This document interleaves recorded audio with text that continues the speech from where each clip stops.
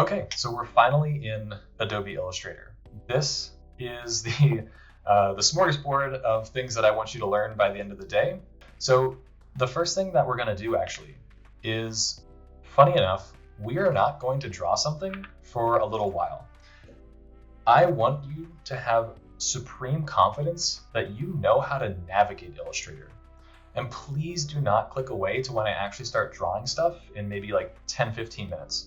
I guarantee you that if you are not familiar with Illustrator, the tricks and hotkeys and commands that you will learn in this segment without having even drawn anything will save you more time in your career than if you just skipped the next 15 minutes. So we're going to talk about arranging things, all the little commands that save me not just minutes, but hours. So don't be fooled that because we're not drawing anything, that this isn't really critical. So the first one, we had mentioned this in the PowerPoint, this idea of layers, locking them in visibility. So you'll notice I don't have just one layer here. I have 5. So if you see this on the panels, this is the layers panel.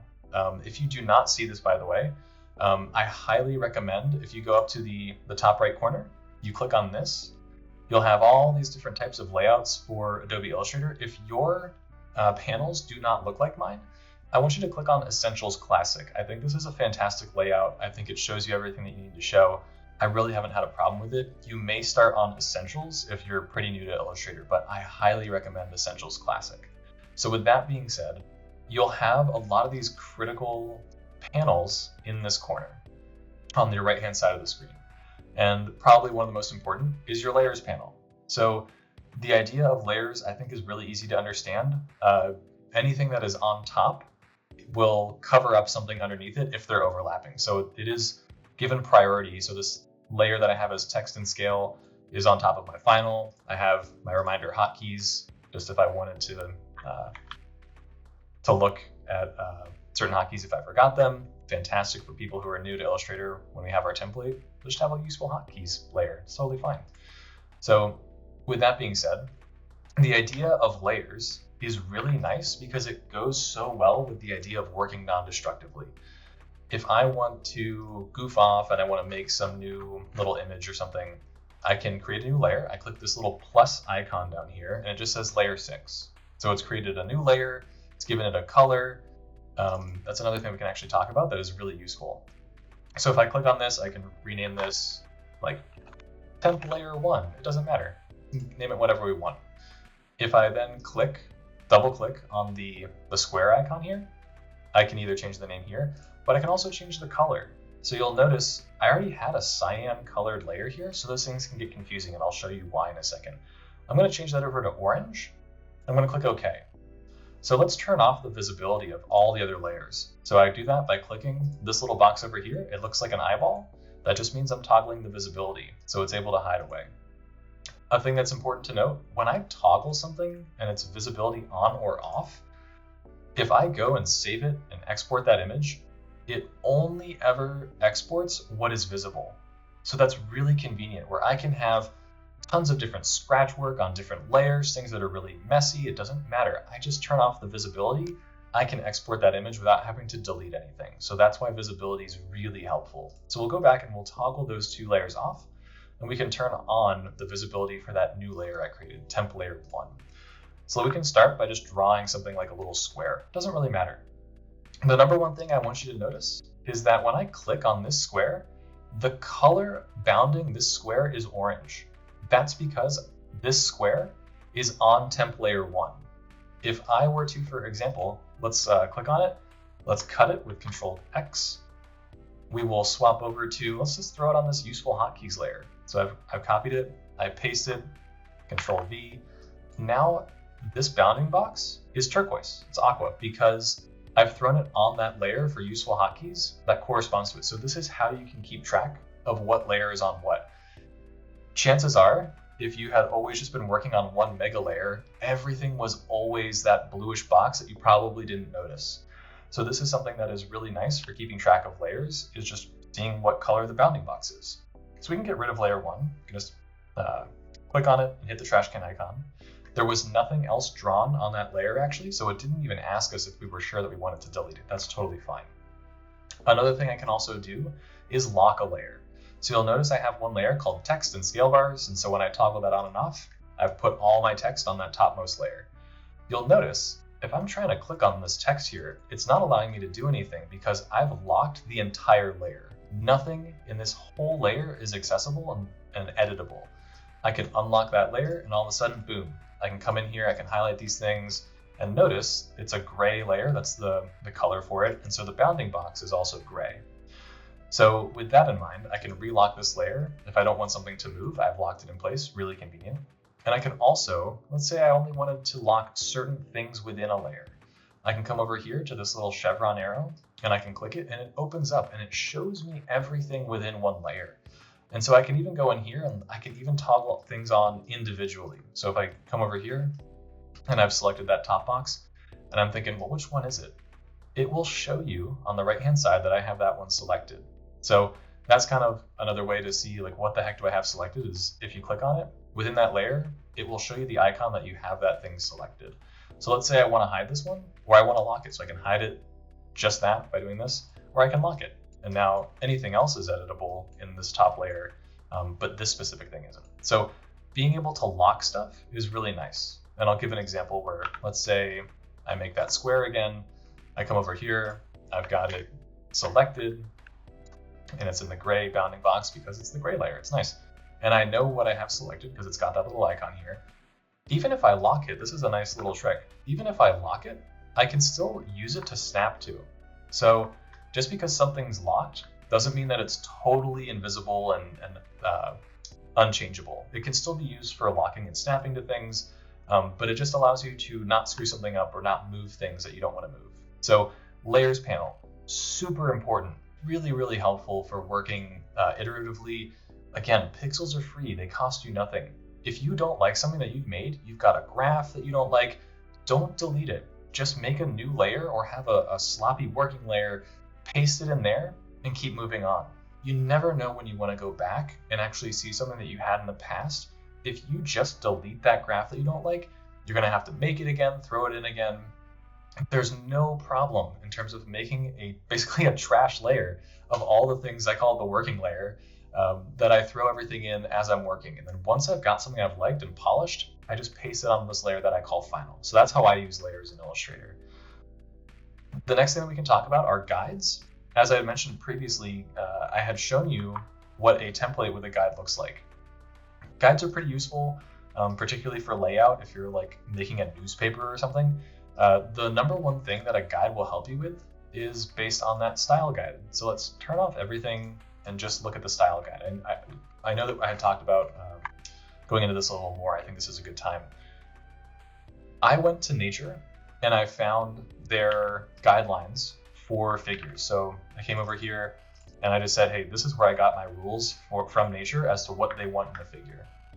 And they say on their website, zooming in here, single column with figures this many millimeters, double column with figure is 183. So I've made my artboard, and if you want to edit your artboard in the properties panel over here, click edit artboard, and then you'll be able to type in 183. The height can kind of be whatever you want. Make it like 11 inches, who cares? But you can edit your artboard to being that max width so that when you send Nature your awesome paper and figure, it's perfectly dimensioned for them. They're not going to bounce it back to you. So you've got a double width column figure here on my style guide, and I've made a guide in case I want to make a single column figure. So at 89 millimeters. Well, how the heck did I do that? There should be an option.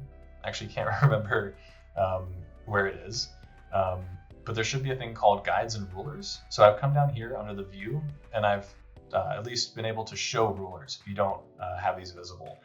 So mine says hide, it says Control R. Those things up here went away. So if I hit Control R again, I still bring these back. So this is in millimeters. If you want to make a guide really quickly, you have those rulers, and again, Command or Control R to turn them on or off.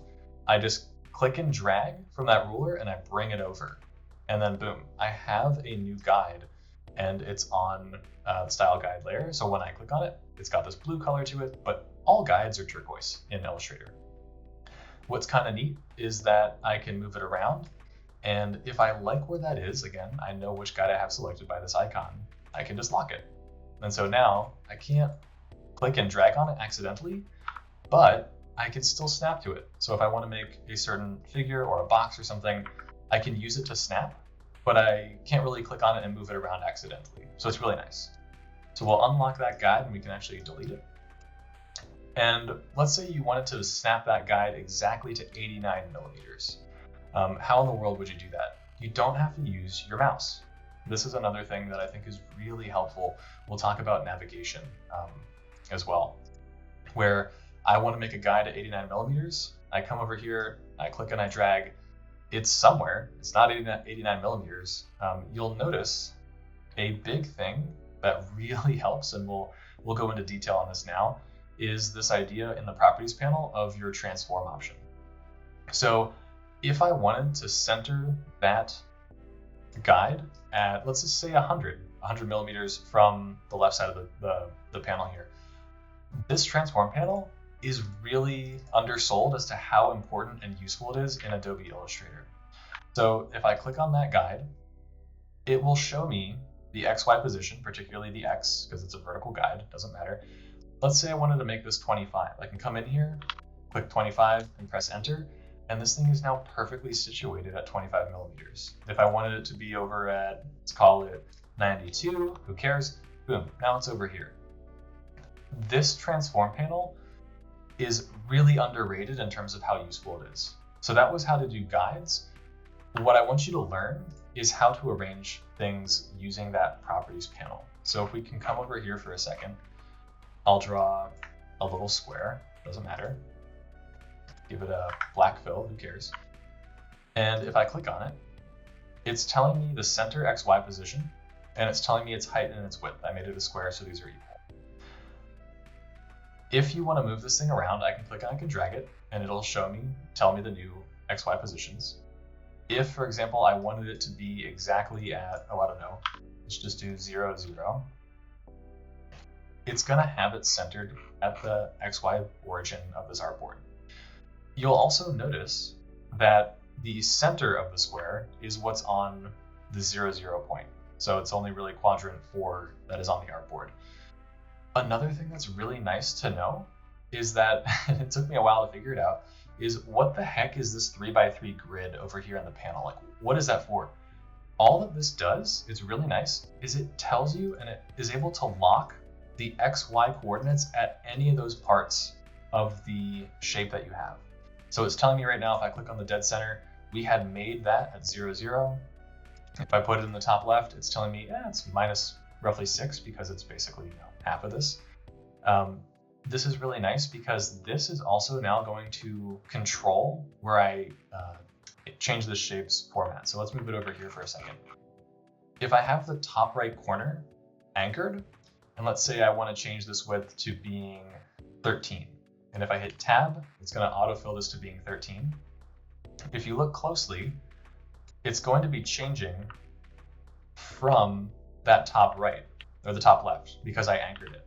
That's what I had made kind of locked. Let's say I want to have this top right one locked. Let's make this 20 to make this even more easy to see. I hit tab. It's going to be changing this square from that anchor point of the top right now. So this is not just telling me what the XY position at that part is. So I know the top right corner here is at this XY. It also allows me to scale from that position as well. So if I just want to know what's the top center of this square, I can get its position. I know what the width and the height of my square is. You'll notice I made this 20 by 20, and I have this chain link over here. The chain means that these things are linked. So if I make this 25, this will proportionally scale to being 25. If I break this chain and they're no longer linked, all of that means if I make this 5, so make it really narrow, it doesn't proportionally scale my height anymore because I made these things without changing the proportions equally. So if I go back and I relink my height and my width, so everything stays in proportion, let's say I just want to do 5, everything changes because it's in proportion. Something else that is immensely important to know about not just the XY positions, but also height and width, this whole panel accepts mathematical equations, kind of simple ones, but still, if you want if you say, oh, I want to really make this 66% bigger, but I don't know how to do that easily. You just do 5, then you hit times 1.66, enter, and it will just do the math for you. That's another thing. This is why I wanted you guys to learn the transform options, because it helps you so much in terms of rapidly changing things. If you say, I want to lock this thing and I want to make it 10 from that corner, boom, it's done. If I want to only make it 50% wider, this times 1.5, and I actually want to make it narrower, I come over here, 10 divided by 2, you're able to just move things around really nicely. Let's say, I don't really like that X position. I want it to go even further to the left, minus 20, and it's moved there. Y plus 15 and move it down. So understanding you have complete control of the XY positions, the proportions exactly. You can make it exactly what you want, even if you've already drawn your shape. Really helpful to know. Same thing also applies for the angles. People typically don't use that much. But it's super nice to know that that's what this is for. Gets you XY positions. We've been using a square. Let's draw like an ellipse. The ellipse bounding box is still going to be a square. Pretty much anything can be bound by a square. So I'm able to find the top left position of my ellipse from here. And if I wanted to make it, a little bit proportionally smaller from that corner, I can lock those things. So understanding what the transform panel does, really, really helpful for making shapes and changing things pretty quickly. Another idea is how to arrange things. So if I have two things that are on top of one another, so if I have a little black box here, and I've got, I can make a different little circle here, little ellipse, get a different color, who cares? Currently, the ellipse is on top of the square. Everyone knows this from PowerPoint. Really what I want to highlight is learning the hotkeys to send things forwards and backwards. So if I want to bring that to the front, Control Shift, and then one of the braces, Control Shift brace, left brace sends it to the back. So just being really able to fly in Illustrator instead of clicking on it, right click, arrange, send back, bring to front, whatever. I want to send that to the back, boom, done. I just saved myself, even if it was 3 seconds, it adds up. So understanding how to quickly arrange things really helps. Zoom, pretty simple. I hit Z and I can lasso select, and then I can immediately just select where I want to go into. If I hold Alt or Option, that normally is the command in Illustrator to do the opposite of what you were just doing. So by default, if I hit zoom, I have this now magnifying glass with a plus on it, and I just click, zooms into that area. I want to go down here, I want to zoom out, I hold Alt and click there. And if I want to just zoom in on this, I can lasso select. I believe there's an option if you don't get the lasso selection, it's because you're doing the live zooming thing. I think if you open up preferences, I think it's in here somewhere of performance animated zoom. So I uncheck that. I actually prefer the lasso zoom. I think it's nicer. So that's just really how you zoom in and out. Super easy. Direct selection versus normal selection tool. So the two major buttons, at least probably the button I press the most in Illustrator, is the V key. That is the direct selection tool. So that just means I have V selected. I click on this square. I'm selecting the whole thing, dragging it around, doesn't really matter. The other one is if I press A, I now have the direct selection tool chosen. So if I come over here, I do still have the ability to move this, but the direct selection tool, I'm going to zoom in, really allows me to get under the hood of a specific object. So with direct selection, I have A and I've clicked this anchor point, and I can come in and I can change the shape just of this anchor point. And you'll notice you have these 4 little circles in the corner of this shape. That's the rounding or the fillet of the edges. So if I just click and drag, it's going to round all the edges evenly of this square.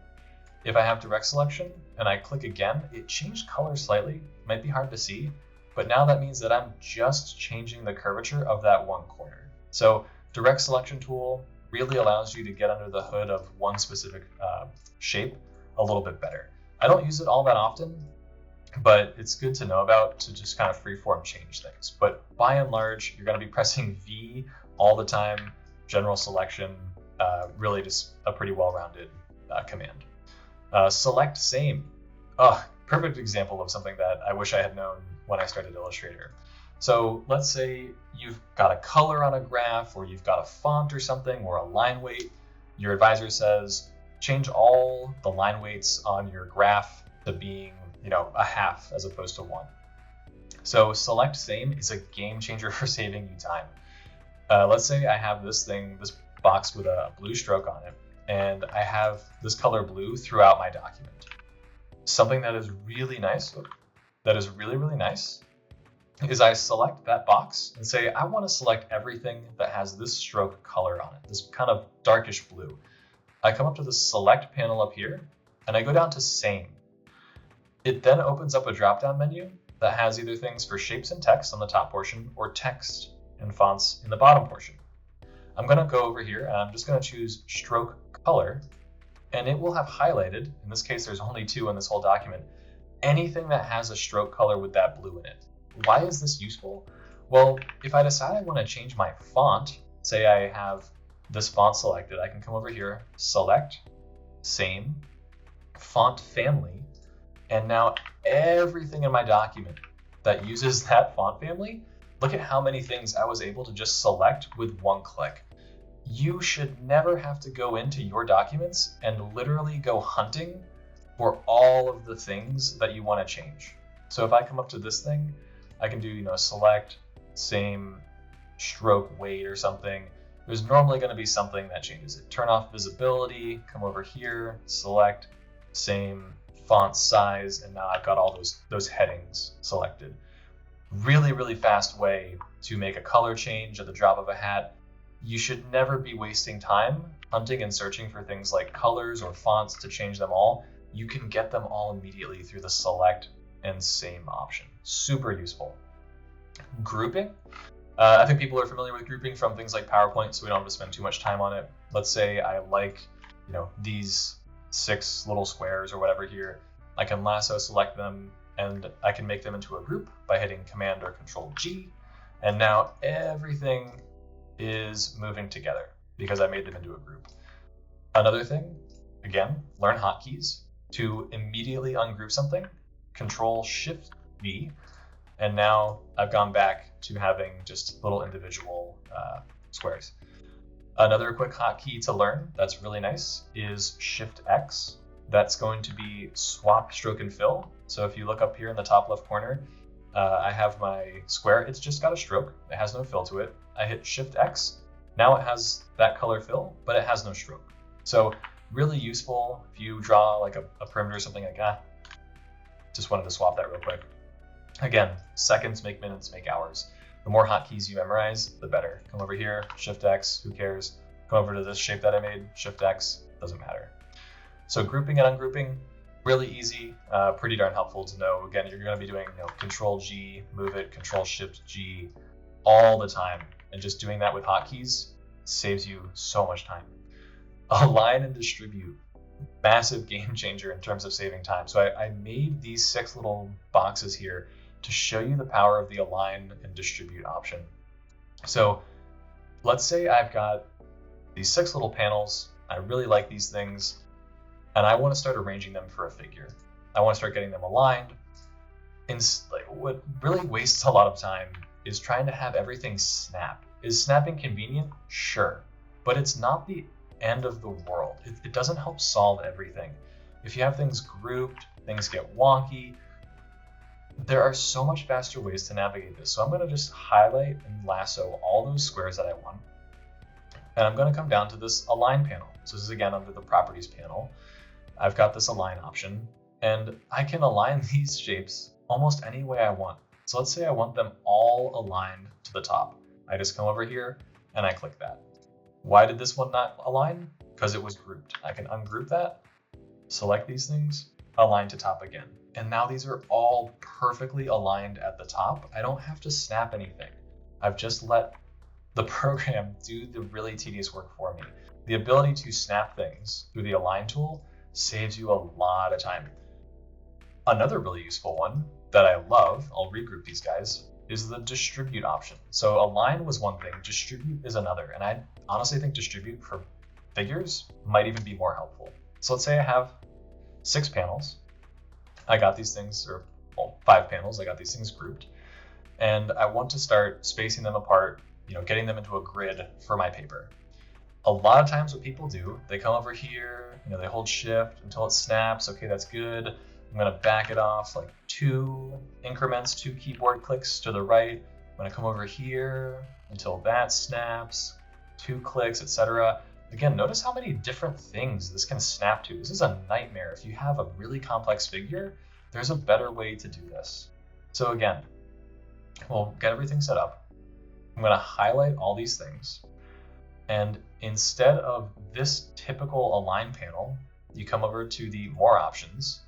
And this was a game changer, is distribute evenly horizontally. I can click that. And now everything is evenly spaced. This is still limited because what did you notice? The left and the right squares did not move. All that did was clean up the spacing and make everything evenly spaced within this left and right box. For most figures, that's actually not too useful. What is even better is I'm going to show you this, highlight with lasso selection.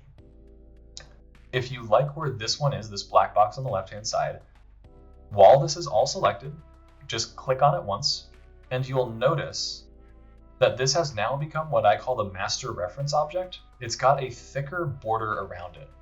What that means is that this is going to guide the spacing for all the other subsequent shapes in this lassoed group here. So I've made this black box my master reference. I'm going to come back down to the align panel, ... And you now see I have this option that I wasn't able to show before. It says 0 millimeters. I'm going to change this to 2, and then I'm going to click on horizontally distribute space. Now, every single one of these squares is 2 millimeters apart from one another. And it started with the left one because I made that the master object. I can do it the other way. I can select these things. I can just a single click, don't need to hold anything else, just click, align, and then I'm doing horizontal. Let's change it to 4, who cares? Horizontal distribute space. Now everything is perfectly distributed and it took me 2 seconds. I don't have to come in here and try and snap, move it over, and I don't even have to come over here, snap it, and then say, X -2. You don't have to do all that. These align and distribute options are fantastic for saving you time arranging your panels. Huge game changer when I found that out. Outline mode. This one, again, really, really helpful, especially when you have microscope pictures or other things. Outline mode shows you the skeleton under the hood for each type of shape or text that you have. So you'll notice when I have this selected, hey, there's something under here. Like, what the heck is that? To access outline mode, hit Control Y. This just turns everything into a really simple skeleton of what it is. So again, the fill from this solid square goes away. And oh my God, would you look at that? I had a scale bar hidden by accident underneath. Using outline mode, Command or Control Y, toggling that on and off, helps you find things like lost scale bars really, really easily. Chances are you've got like a white scale bar, maybe these were ungrouped, you moved this away, and then all of a sudden, where the heck did the scale bar go? Being able to find these things is really nice because even though the scale bar is white, if I go to outline mode, it doesn't matter, it's just showing me the skeleton. So another benefit of outline mode is it prevents things like fill from getting in your way of selecting something. So you'll notice we know, thanks to outline mode, this 100 micron scale bar is there, but I actually can't select it because this square is on top of it. So if I'm trying to select that scale bar, all I'm doing is I'm isolating this square, I can't get to it. If I want to get underneath this without having to move it, I go to outline mode and then easily select this scale bar here. Say I want this, I want it grouped, I want this to be aligned to the bottom and then to the right of this image. I'm going to select this again, make sure it's scaled from the middle. I'm going to, maybe I do 2 taps left, 2 taps up, who cares? We'll exit outline mode, and then we can bring it to the front, Command Shift right bracket. In that span of time, if I didn't know those hotkeys and those options, probably would have taken me like a full minute, and I was able to do it in about 5 seconds. So knowing all those tricks really, really helps you apply and make figures way faster. So that's outline mode, super duper useful. Paste in place, tremendously useful. So you'll notice if I like this, this little square here, we'll ungroup it. I copy it, Control C, and if I just do the standard paste of Control V, like everyone's familiar with, kind of pastes it in a rather random spot. Like it's not even horizontally lined, and it's definitely not overlapping. Why is this bad? We talked a little bit in the PowerPoint about moving in known orthogonal increments. And the problem with the regular paste key, Control V, is it doesn't really do a good job of letting you do that. So you'll notice it's kind of off this weird position over here, kind of thrown to the side, not really in a very well-defined position. The best way to make figures or make shapes, I'll move this out of the way, is to come back in. Let's say I like this square. I want to hit Control C like normal, but to paste in place, I do Control Shift V. It won't look like anything just happened because it just pasted it where it was. I've gotten it selected, and now I can just move that thing over. So again, I almost never use standard paste. I almost always use paste in place when I'm making a figure. So I like this one, Control C, Control Shift V. I've got it over there, and I can move it. And now what's the benefit of that? Well, I know it's perfectly aligned. So if I just toggle it over, that these things align perfectly. And you'll notice, what am I doing? I'm moving orthogonally. This means I don't have to come over here, paste in place, get it to snap. Is this the center? And there's all these complex shapes. Is that it? Is that it? It doesn't matter anymore because I pasted in place. So another thing that you can do instead is also paste in front. So that's, copy it, Control F. It will look very similar. All of that did was it pasted it on top of it. So not a big deal. I highly recommend paste in place. It's a fantastic way to make sure that you're always moving orthogonally. Again, pixels cost you nothing. When in doubt, copy it. So if I like this square, let's say I made it green, I kind of like the green. I'm not sold on it. I'm going to paste in place. I'm going to move that off to the side for a bit. I'm going to come over here, direct selection tool. Let's make this weird shape. And then, I want to bring this back, but I want a different color. Select it, toggle it over. I'm using my arrow keys, and then send this to the back. It's perfectly aligned. I actually don't rely on snapping that much if you can work in orthogonal increments. And the best way to do that is you click on it. I hold the shift option or shift key and then the arrow keys. So I'm holding shift, left. All of that does is it just moves it, I think, like 10 pixels or 10 millimeters. If I let go of shift, it just moves it by 1. So just for me to save time, I paste in place, and then I shift it over really, really quickly using the shift key to do it in increments of 10 as opposed to 1, and then I can bring it back over. So that's really, really useful for making figures in different shapes, complex shapes, having things aligned, copy it, move it over. Maybe you want to have things align again. Super useful. So that's paste in place.